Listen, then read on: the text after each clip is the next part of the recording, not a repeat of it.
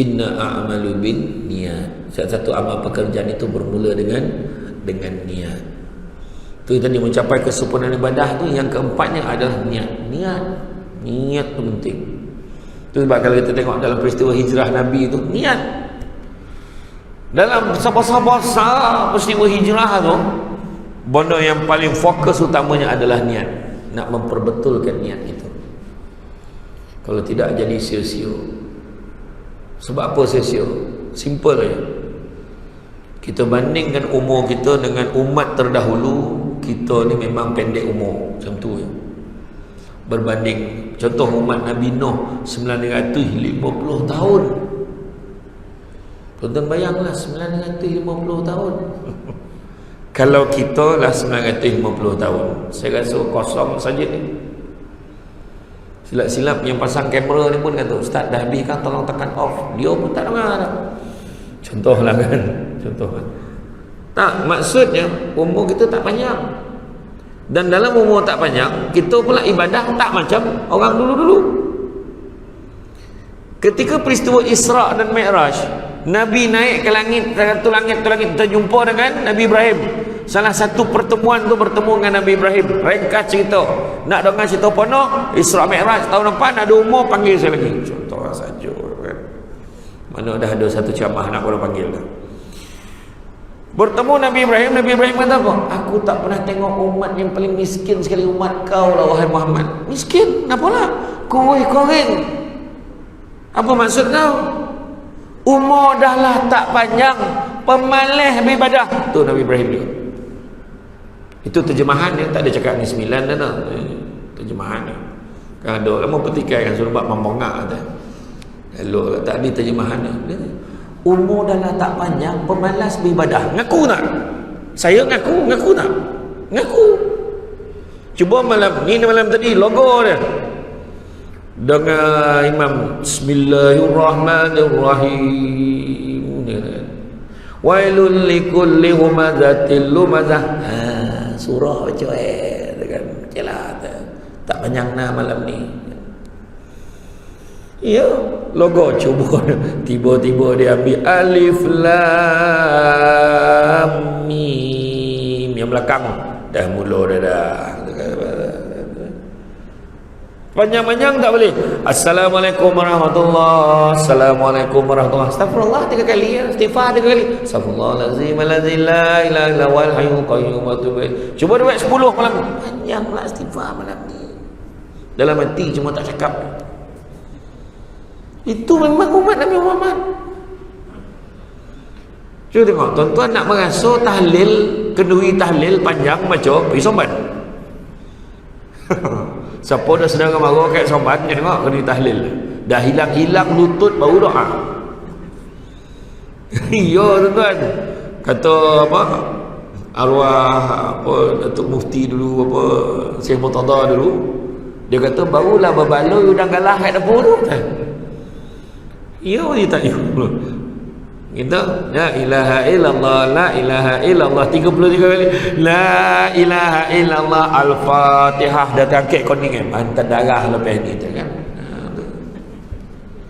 Dia tu zikir panjang. Tak, bukan apa. Bila kita sebutkan tentang zikir tu, kawan kita tu pun tak banyak lagi kita bandingkan dengan sahabat. Kita istighfar katalah 3 kali, ambillah 10 kali, kali 5 orang waktu baru 50. Sahabat-sahabat paling busuk pun, bukan busuk lah, paling sikit lah 70,000 kali sehari. Macam mana tu? Bukan tak tahu Nabi lah khamar. Siapa yang mengamalkan istighfar setiap hari, yang pertama akan dijauhkan daripada bala dan musibah, kedua akan dilapangkan daripada segala kesempitan, ketiga akan datangkan rezeki pada jalan yang tidak disangka-sangka. Tahu ke tak tahu tu? Tahu tak? Tahu. 3 orang macam tu lepas semayang. Betul tak? Tak, ini kena mengaku.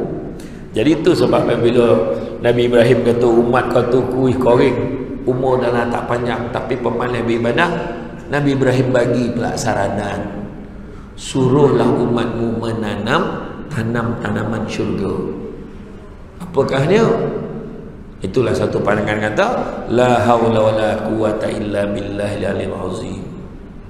Satu lagi subhanallah alhamdulillah wala ilaha illallah wallahu akbar wala haula wala quwata illa billahil azim. Itulah dia haukil, khazanah pada syurga yang diturunkan hanya untuk umat Nabi Muhammad sallallahu alaihi wasallam sahaja. Ni buat la haula wala pun tak marah yang umpan. La haula wala quwata illa billahil azim. Mudah baik sekotol. Contohlah kan. Jadi makna kata ni pesan ni bukan pesan untuk tuan-tuan ni, untuk saya juga. Ya. Jadi sama-sama lah kita improve. Sebab apa?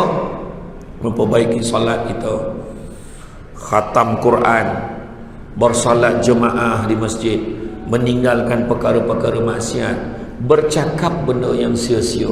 Ni bercakap benda sia-sia ni yang paling banyak sekali sekarang. Nak pula sekarang ni, kalau kita tengok Abu Laith As-Samarkandi sikit ni ya, kita faham dah nak sampai ujung dulu. Abu Laith As-Samarkandi kata tanda takut pada Allah. Kita buka kitab Mekah Syafatul Qulub, penenang jiwa daripada Imam Al-Ghazali, ada 7 perkara Abu Laith As-Samarkandi kata takut pada Allah. Pertama, terlihat pada lisan dia. Lisan dia tak cakap benda yang bukan. Lisan ni ada 2 pula sekarang ni. Lisan berlidah dan lisan berjari. Yang berjari tu yang kita type dalam media sosial. Kadang-kadang gap saja nampak panang yang muka dia. Tapi bila menaip, ya Allah, membalun tak cukup muka dah. Umur dah bagi. Lisan. Ketahuilah lidah kita ni bila lahir adalah anggota yang lambat berfungsi. Tapi bila mati, masuk dalam kubur, lidah adalah anggota yang paling awal sekali hancur di dalam kubur. Amanah lidah ni kena jaga. Orang perempuan, berhentilah bercakap, saya ni mulutnya jahat, hati baik, tak ada mana. Kalau hati kau baik, mulut pun kena baik. Faham? Ya, cakap elok dengan suami. Suami dah lah menurut kajian umur tak panjang. Ya, tu sebab kelas kuliah duha muslimah seramai. Pernah dengar kuliah duha muslimat? Kuliah duha muslim orang lelaki ya? Tak ada. Sebab dia fokus maghrib. Sebab seorang lelaki ni dia jarang, dia memang bangun malam sampai pukul 3 pagi. Ya, kan? Tengok bola Liverpool main malam tadi macam tu. Tahajud kan. Dah maksud sekarang ni orang perempuan dia umur panjang. Menurut kajian. Jadi orang perempuan sebabkan umur perempuan panjang, layan suami elok. Bila-bila masuk ni. Faham tak? Kadang cakap tak bergunanya lagi, mati lagi baik. Sekali mati marah pula tu. Cuba cakap elok-elok. Abang balik dari masjid ya. Abang nak makan apa? Cakap ya. Macam tu. Elok-elok cakap. Nak gaduh ya bondo. Abang pergi mana tadi bang? Abang pergi tu. Pergi MBSA nya. Ya ke? Abang pergi Plaza PKNS. Abang naik kereta mana? Kereta tu lah abang bawa. Abang jangan lupa tau kereta tu nama siapa? Mak basuh. Kereta nama siapa? Cakap luruh jantung lah tu. Sedua lah contoh. Dia cakap senyum tapi biso kan tak payah cakap lah. Itulah. Pertama lisan. Kedua pandangan mata, pandang elok-elok. Ketiga pada hati. Hati ni buang perasaan tamak, buang perasaan dengki, buang perasaan sombong. Ni tiga-tiga ni tak dapat seuraikan sekarang ni. Kalau panggil satu ceramah lagi, dah 2 ceramah kalau panggil. Kemudian jaga apa? Jaga perut, jaga ompek. Perut ni apa? Jangan benarkan benda-benda haram masuk ke dalam perut kita. Improve. Cukuplah dulu-dulu kalau mungkin ada pernah yang kita tak perasan. Kojo lah kayak pejabat. Berminta dengan Cina tu. Tak ada 5 orang tahu ni. Apa torok benar maruah kau sampai senipis kulit 5, tapi jalan melambat murah kau boleh balik. Kenapa kau mesti minta dengan Cina tu? Tak cakap betul. Siap dia bagi. Kita kawan-kawan mah dia bagi. Dia akan cerita sampai kau pencet dengan cerita pasal 5 orang tu. Ya men? Dia cakap betul. Kalau betul dia ikhlas, kau bagi semua penduduk-penduduk dalam syarab ni baru cerita. Dia bagi semua yang berpegawai tu. Semua ada kepentingan. Benar? Tu cerita. Saya selalu cakap, saya baru je sebut cerita tu dekat Dewan MSA baru ni pasal tajuk integriti. Saya cakap,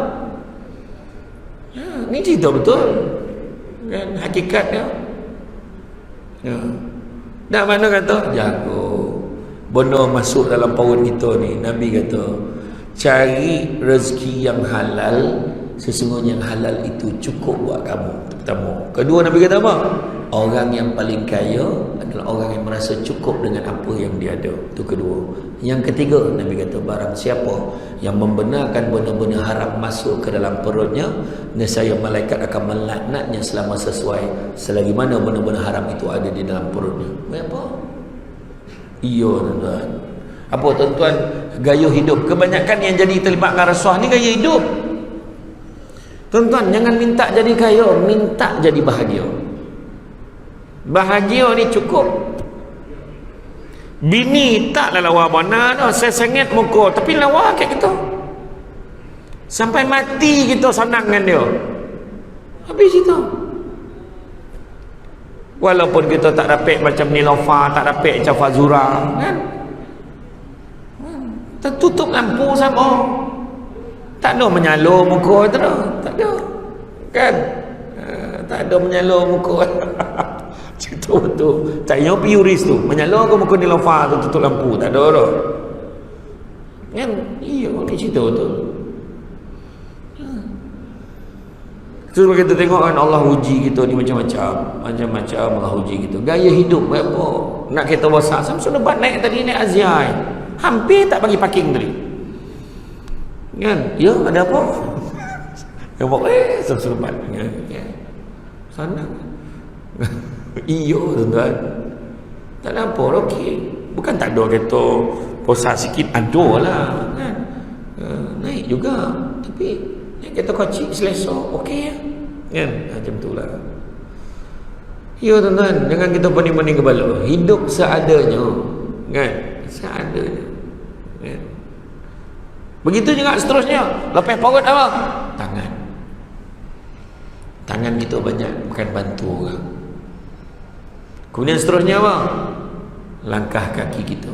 Melangkah ke tempat yang baik-baik, kata Abu Lais. Datang ke masjid. Tiba-tiba Allah ambil nyawa gitu. Bila dia meninggal ke masjid tengah-tengah ceramah, lah bagus betul arwah ni. Bila dia meninggal tengah siap-siap nak pergi masjid, elok juga. Bila dia meninggal baru balik datang masjid. Bila dia meninggal dalam perjalanan ke masjid. Bila dia meninggal dalam perjalanan balik daripada masjid. Elok gitu. Melangkah tempat-tempat yang baik. Dan yang ketujuh, menjaga ketaatannya pada Allah dan Rasul. Jadi tuan-tuan dan puan-puan sekalian, yang penting sekali kita muhasabah diri kita dan improve.